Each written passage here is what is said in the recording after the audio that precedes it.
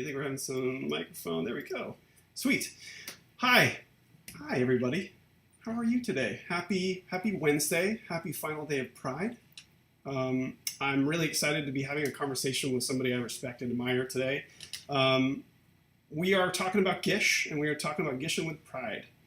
So if you're not familiar with GISH, we are the Greatest International Scavenger Hunt, hosted by Misha Collins, created, founded, masterminded by Misha Collins. It is a game played in over 100 countries for a week every summer. And it's, players set out to accomplish tasks from a list of challenges created by Misha. It's equal parts competition and community activism, but it's a scavenger hunt experience like no other.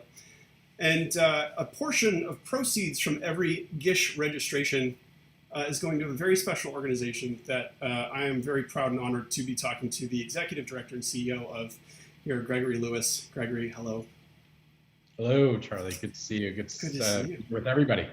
Yeah, and this group of people, as you well know already, we are big fans of yours and Cindy's and True Colors United. So we'd love to just sort of talk about you and True Colors United a little bit, if you wouldn't mind sort of giving me the lowdown. Sure. Well, thank you so much for having me. And I'm thrilled. I've seen on social media what a wonderful community the GISH community is. So I'm really thrilled to be here with all of you. And really so grateful for the partnership that we've had and continue to have. So True Colors United focuses on implementing innovative solutions to youth homelessness by really focusing in on the unique experiences of LGBTQ youth. And in America, up to 4.2 million young people a year experience homelessness. And that looks like a variety of things. Most people kind of think of it as a young person living on the streets. That's really not the most common experience. It's mostly couch surfing and doubling up and living in unsafe spaces and trying not to be seen as homeless. And so unfortunately, we don't truly see the full scope of youth homelessness in our country, but it is significant. And when you take into account people's identities as LGBTQ people, as Black, Indigenous, people of color, the rates of homelessness and the disproportionality are significant. LGBTQ plus young people are 40%, make up 40% of young people experiencing homelessness in this country, yet they only make up 10% of the general youth population. That's a huge disparity. And they're 120% more likely to experience homelessness than non-LGBTQ youth. But then when you also take into account that Black youth are 86% more likely to experience homelessness, and Latinx youth are 33% more likely to experience homelessness, and then you bring all of those identities together, the most at-risk young people of homelessness, the most impacted are LGBTQ youth of color. And unfortunately in America, as so many things are, systems, even for vulnerable people like young people experiencing homelessness, are still built for the most privileged and not built for the most impacted. And so what True Colors United is really about is flipping that on its head and saying, no, in order to make sure all young people who are experiencing homelessness get the help that they need, we actually have to make sure that whatever solutions and systems are there to help them, like shelters and drop-in centers and housing programs and so forth, actually meet the needs of the young people who are most impacted. And in this case, that is a Black trans young woman in this country, and making sure that whatever door they walk into to get the support and help they need, they're getting the kind of support and help that they actually need.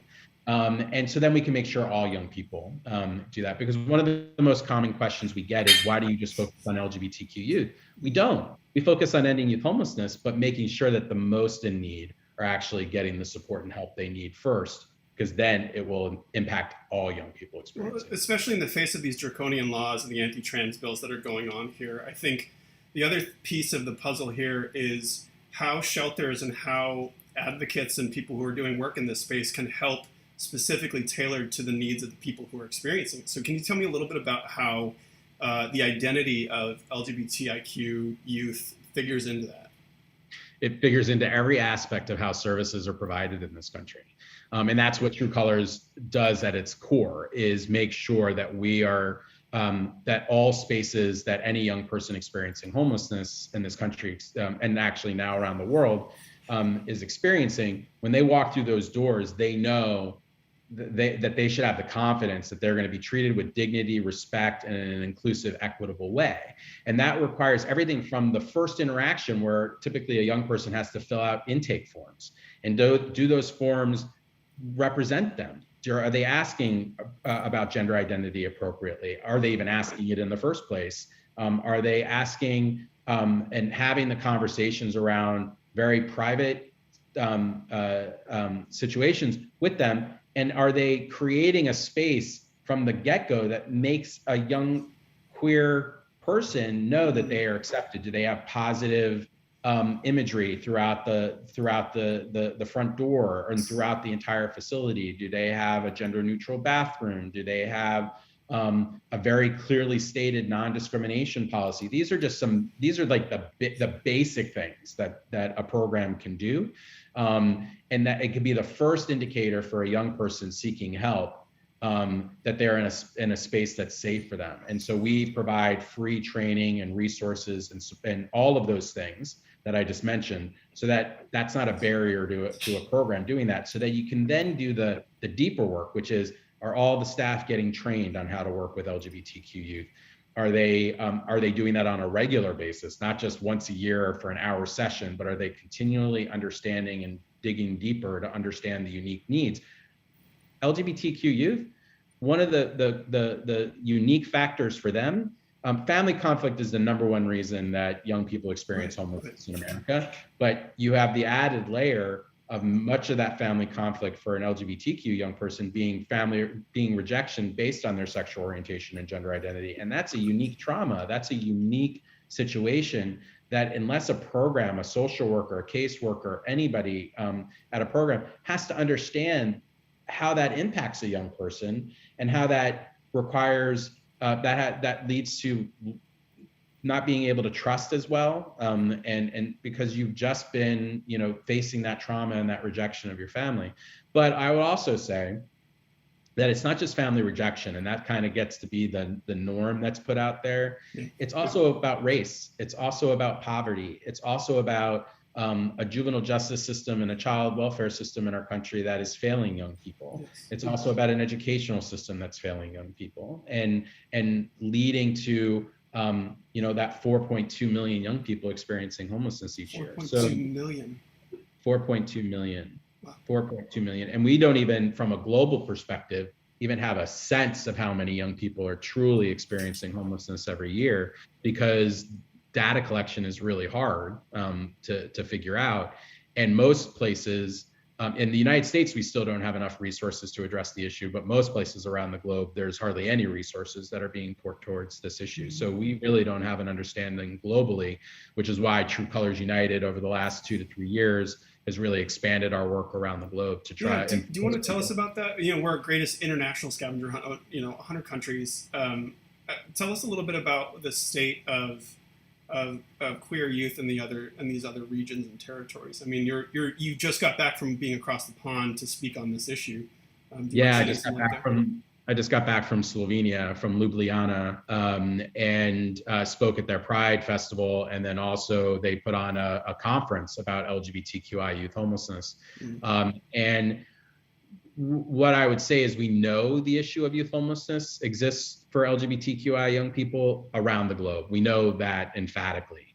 What we don't know, and what True Colors United is working on, is what is the real impact of it? How many young people are actually experiencing it, and what are their actual experiences? Like, we know what the experiences are here in America, so we can create the systems and the solutions and change things so that we can actually meet those needs. Mm-hmm. We don't have a sense of what those needs are around the globe. We certainly do in some better places, typically the global north, in Europe and so forth, but in the global south, there's really not any sort of understanding. And so what we're trying to do is change that by doing research with community partners, because this is a community issue. We don't come in as a US organization saying this is how you need to do it. Yeah. We meet and really work with people within those countries, within those regions, to understand what are the questions we need to be asking so that we can then figure out the solutions that are going to work for young people around the globe.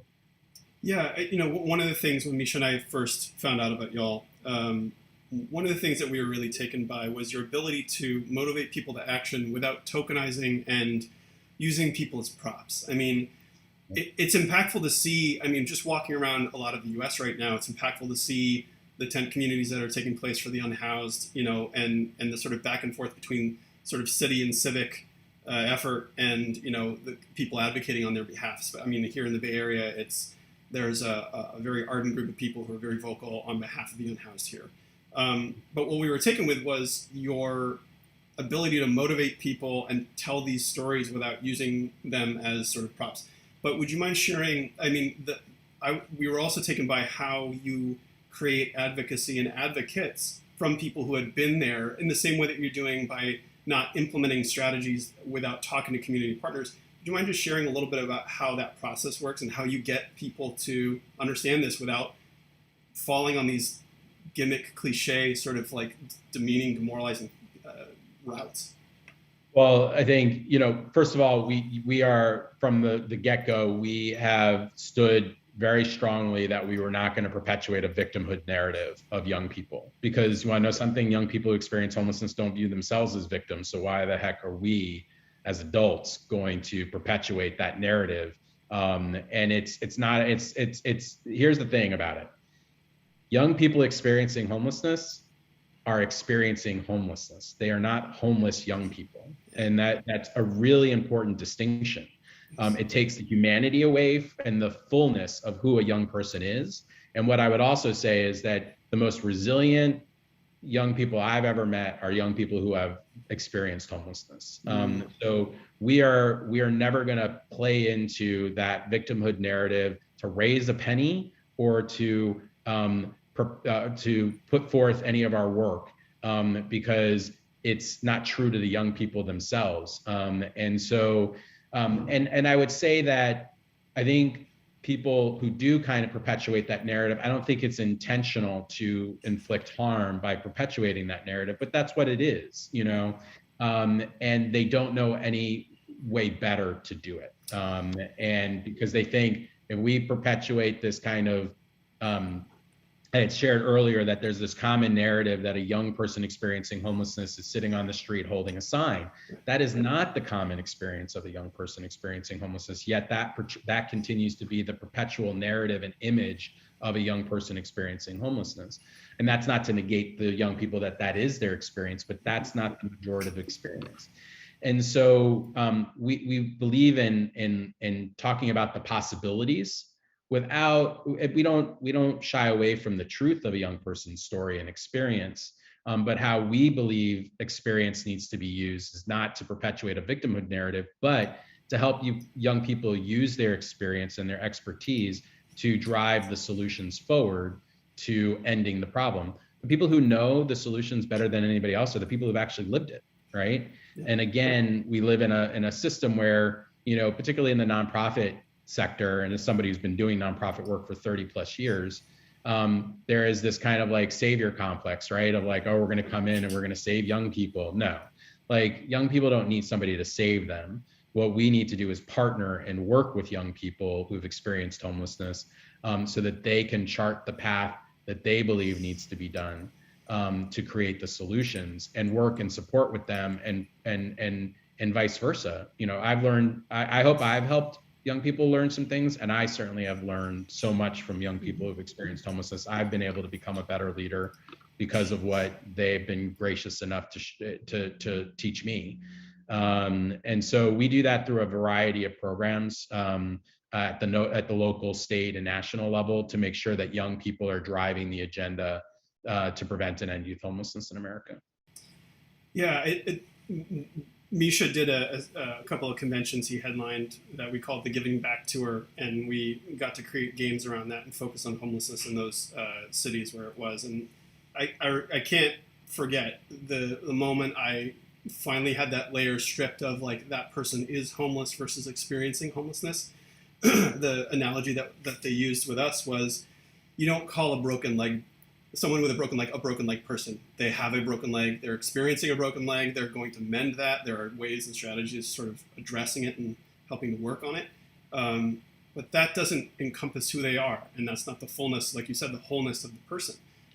So to move it from identity to an experience and a transitory, and they also, as you've done, sort of treating people as neighbors and residents as opposed to other, and sort of in the trash sense that almost some of these places are treating them with such lack of dignity. I'm wondering if, I think there's also, anything that we're not sort of exposed to and understand more on a more deep. It's a layered issue, obviously, right? Would you mind sharing a little bit about what maybe GISHers can do in their communities also to support these efforts? I have a feeling, I'm not going to make any claims here yet, but there may be some inclusion of some work here within the hunt. But if you wanted to share a little bit about what people can do on a local level, even. Sure. There's so many different things at the local level that people can do. There are programs that work with young people experiencing homelessness in every state and in most communities across the country, unfortunately, out of need. And so they're all in need of resources, whether that's donations, whether that's donating in-kind things like clothes or products or whatever. What I would suggest people do is literally just Google youth homelessness provider in their community. That's the great thing about Google, it connects you to things pretty easily. And search for the ones that are in your community. And what I would particularly encourage you to do is just check out their website and see, like, do they have inclusive imagery? Do they have a rainbow on their website? Do they have something or anything that kind of does that? And we're actually in the process right now of piloting a whole platform called the Equity Hub in Dallas and Los Angeles, and it creates a system that allows shelters and housing programs and drop-in centers to meet a whole set of criteria around serving LGBTQ youth and youth of color. And based on how many criteria they get, like inclusive intake paperwork, staff training, all of that, they can meet certain criteria and get a badge that shows how inclusive they are. And they can put that on their website, they can put it in their front door of their building, wherever they need to. So that'll be rolling out nationwide next year. But in the meantime, people should go on, check that out, make sure that they are an inclusive agency. And then on that website, there'll be plenty of information about what sort of help they need. That's the easiest thing you can do. The other is there are LGBTQ community centers across the country. And there's an organization called Centerlink, and it's lgbtcenters.org. You go on their website, they have a directory of all the LGBTQ centers across the country and their websites. And so that way, there's a place that, and most of them are in some way serving young people, LGBTQ young people, who are either at risk of or experiencing homelessness. And they also have resources of ways that you can do something in your community. And the other thing I would say is, use the power of your vote to voice your support around who you're voting for every year, particularly at the local level. What is your mayor's platform on housing and young people? What's your city council members' platform? What is your school board members? What are their position on how their schools should be supporting young people experiencing homelessness? Because that's the one place, the first and foremost place that a young person experiencing homelessness under 18 can get the support and help they need. So become educated, ask your elected officials, what are they going to do? Fantastic. We're getting some questions right now. There's a lot of people with a lot of questions. I think we're in this final moment of Pride, and Pride doesn't stop, obviously. This is not like just 1 month out of the year where we care about an issue as an ally, or we in our own identities get a chance to express ourselves. This is a lifetime thing, obviously. But we're getting a lot of questions. There's two main questions that I'm seeing right now. One is, are there areas that are more affected or challenged right now with these issues? Are there states in the US that way, or are there countries and regions specifically that have a higher degree, or is it just sort of an across the board, this is a widespread issue that we need to sort of address? It's a widespread issue, and it's not discriminatory based on whether it's urban or rural or suburban, or whether it's a blue state, red state, any of those sorts of things. The reality is that this issue is prevalent everywhere. Yeah. The causes and the resources that may be needed are different in certain places. Like in rural communities, transportation is a huge issue of young people even being able to get to help and support that they need. Whereas in urban places, transportation is not. So there are different set of needs based on the types of communities, but this issue is prevalent everywhere, and we have the data to prove that. You spoke a little bit about, as a father, I can't, turning away children on the basis of any of these sort of things is morally reprehensible to me. Obviously, my love for my children is not dependent on anything. This is who they are and who I am, and the whole process of parenting to me is getting to know who my children are over and over again. But is there any work being done, because it is a traumatizing issue, to reconnect families or educate families? Is there any work being done in there? Because I feel like so much of trauma helps keep in place some of the things that come about from trauma that keep us in those habits or those situations. Is there any work being done in that sort of way? There is, and I'll be frank and honest, not enough. There just isn't. There isn't, and I think that there are great organizations. We certainly do some work in this space. PFLAG is an incredible organization that support parents and family of LGBTQ people. There's an organization called the Family Acceptance Project that has a wide array of resources for parents that really can help them understand and support their children who, when they come out. The goal here, and it's something that it's still a real challenge, sadly, is that we're not doing enough to help parents understand what it means to have an LGBTQ child before their child ever comes out. Yeah. And I think the challenge is, and I think it's one that people are just afraid to confront, is how do we actually have those conversations with parents in a way that isn't demonized by the religious right or anti-LGBTQ advocates to say, oh, you're trying to do all the stuff that they twist and mangle to their whims. But how do we really get there? I think I came out 27 it's the same space here, Gregor.